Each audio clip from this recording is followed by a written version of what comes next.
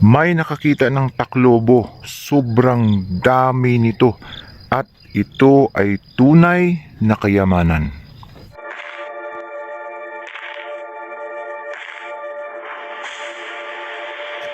Welcome treasure hunters all over the Philippines. Welcome to my channel. Naniniwala ba kayo sa kasabihang ang naghahanap ay makakatagpo?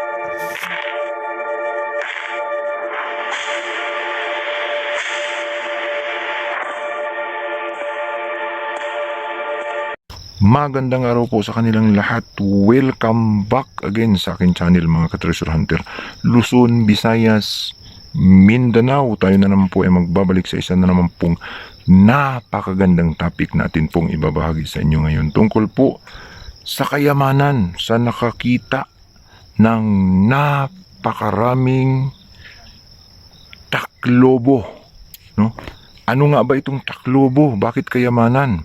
Yan po ang ating pag-uusapan ngayong topic. Pero bago yan tayo po muna ay magpapasalamat sa lahat po ng ating mga taga-subaybay, mga subscribers, hindi subscribers, bashers, haters. Maraming salamat po sa patuloy po ninyong panonood sa aking mga videos.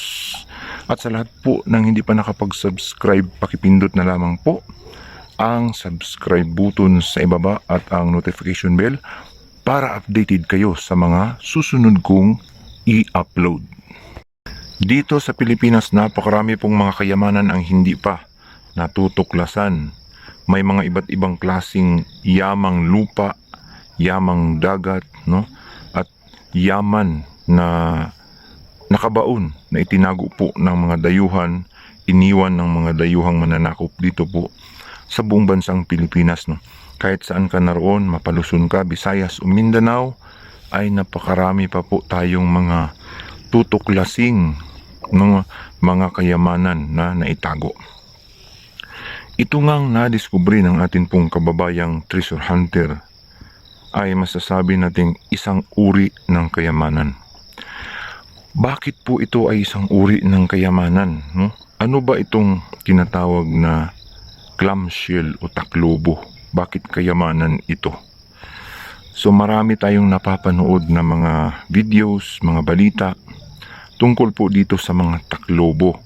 Ito nga po ay napanood natin, no? Yung palabas ng Jessica Soho na ipinasuri ito pong mga ilang pirasong clamshell o taklobo sa laboratory ng University of the Philippines.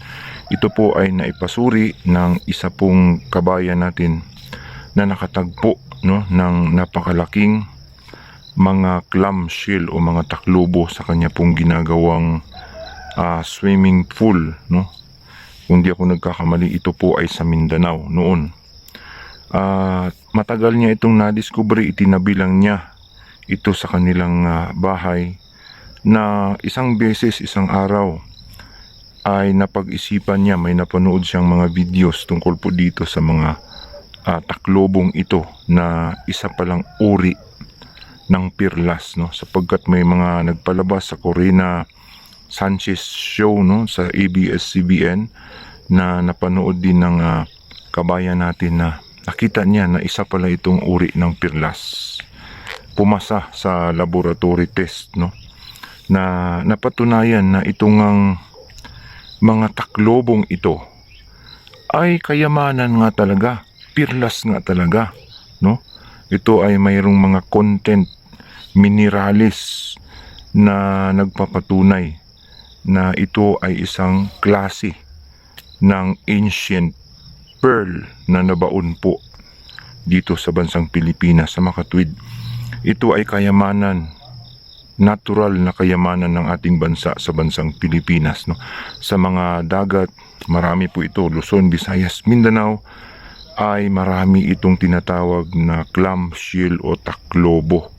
Matatagpuan natin ang iba, no, sa may Siargao, sa may Surigao, sa may Leyte, o kung saan pa mang may mga dagat na bali-balita ng ating pong mga kababayang nananagat na marami silang nakikitang mga taklobo. At isang last year, no, nung isang taon ay mayroon akong nakachat na nakatagpo daw sila ng 20,000 tons na clamshell o taklobo. At ito nga ay kanilang iniwan sa may gilid ng dagat, no? Ibinaon nila sa buhangin sapagkat may batas kasi, ang batas ng Pilipinas, na huhulihin o hindi pwedeng magbenta ng mga clamshell o taklobo. Ipinagbabawal po ito sa batas ng Pilipinas, no? Kamakailan lamang ay mayroon nga tayong kababayang Yamashita Treasure Hunter ang nagpadala sa atin ng videos, no, na nakatuklas siya, nakakita siya ng napakaraming clamshell o taklobo. Makikita natin sa video na pwede itong parang isang bangka, no, na malaki, o isang sasakyan o isang truck itong malaki, na hindi lang ito 20,000 tons siguro kapag katitimbangin, sapagkat mabigat po ang mga clamshell o taklobo o perlas na mga ganitong klase. So sa dami nito, no, masasabi nating isang uri po ito ng kayamanan talaga. Subalit kahit alam natin na kayamanan talaga itong clamshell o taklobo, papaano naman natin ito maibenta na ipinagbabawal naman ito? So may iba sa ating mga ka-treasure hunter na nagtatanong paano natin ito pwedeng ibenta, no? Well, ito po ang aking tip na pwedeng maibigay sa inyo mga ka-treasure hunter. Ang mga clamshell o taklobo ay pwedeng ibenta ito black market, no, sa black market. Ipopost lamang ninyo sa online sa mga mahihilig pong magkolekta at pwede itong patago na ibebenta, at kung mahuli ay talagang walang sisihan sapagkat may batas nga po dito na bawal ang magbenta ng mga ganito at bawal dalhin sa ibang bansa. Ito pong mga yamang lupa, katulad po nitong mga tinatawag na taklobo. Subalit may mga taklobo na nakakalusot, no? Nakakapuslit sa ibang bansa siguro. May mga paraan sila paano po nila ito maibebenta ng sikreto, no? Kanya-kanyang diskarte na lang sa pagdating po sa pagbinta ng mga taklobo o perlas. Giga pearl yata ang tawag nila dito, na i-correct nyo kung ako po ay nagkakamali. Ito po ay isang uri nga ng kayamanan sa bansang Pilipinas na napakarami. Take note, sa dami po ng mga natatagpuan ngayon na mga taklobo ay posibleng bumaba ang presyo ng mga perlas na katulad po nito. Sapagkat ang masasabi nating mahal kapag ka in demand, no? Kapag ang isang bagay po ay medyo mahirap hanapin o rare, ay magkakaroon ng value ang lahat ng bagay, no, na pangangailangan ng tao. Subalit ito pong mga perlas na ito na natatagpuan ay sa sobrang dami nito, sa sobrang abundance, ay masasabi nating baka bumaba naman ang presyuhan pagdating po sa market. Yan lang po ang nakakabahala, no, sa pagdating po sa presyuhan ng mga ganitong klaseng perlas. Subalit pwede sigurong sa standard, no, sa Google o sa mga kumpanyang namimili gumagawa ng alahas tungkol po sa mga kaparehas nitong perlas na taklobo, ay maaaring bumibili sila ng magandang presyo. Hindi lang natin alam.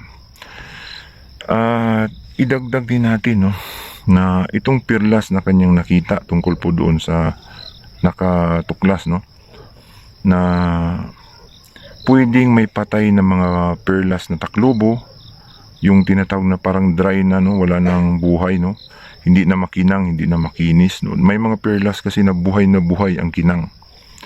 Yun maaari ang valuable o mas maganda ang presyuhan. Subalit ito ay pag nabilad sa araw, sa mga walang tubig nakalagay, ay posibleng namamatay ito at hindi na maganda ang presyuhan.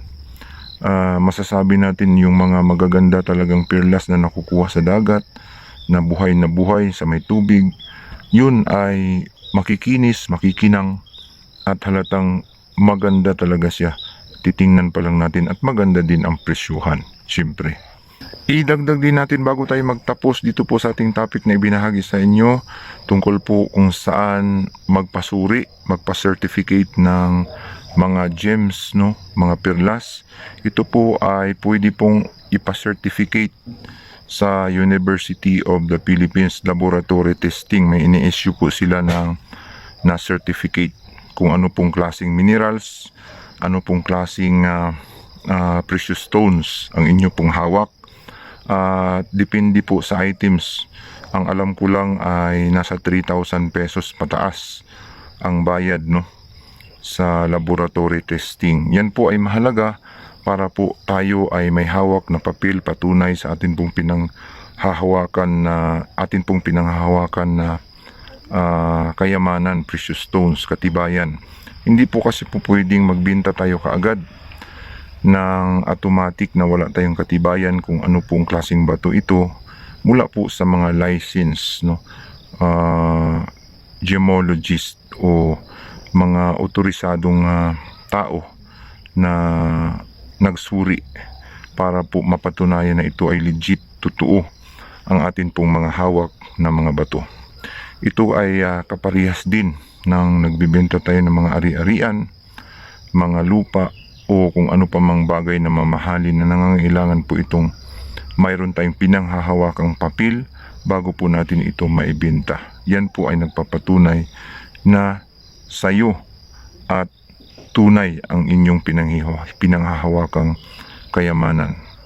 So hanggang dito na lamang po. Maraming salamat po sa patuloy po ninyong pagsuporta, panonood po sa aking mga videos. Ito po ang inyong ka-treasure hunter, nagsasabing kapag tayo po ay naghahanap, tayo ay tiyak na makakahanap. Bos, taklo mo bos. Padaulo ka. Asa natin ang sis. Ay, kabaga ni bos. Ito padaulo mo so. Kabi ni baga bos. Kah. Paabot ito unahan bos. Ispati ito kanan ba. Kabi ni kanan eh. 20 na, 20,000. Kabi kabaga. Bos, pas na natin pilihaan bos. 20,000 kilos na. Ispati ito bos. Nangahugog na. Dali. Kabi ni kanan. Babaw. Saka yung ispat. Wala naman dili. Paano yung ispat ito? Bubol ka na. Kagalakan. Klaro siya. Gabi, klaro mo na. Klaro? Kaya yun, nangabot na si mga kan, 5,000 kilos. 4,000, 3,000, 4,000. Abot na ka.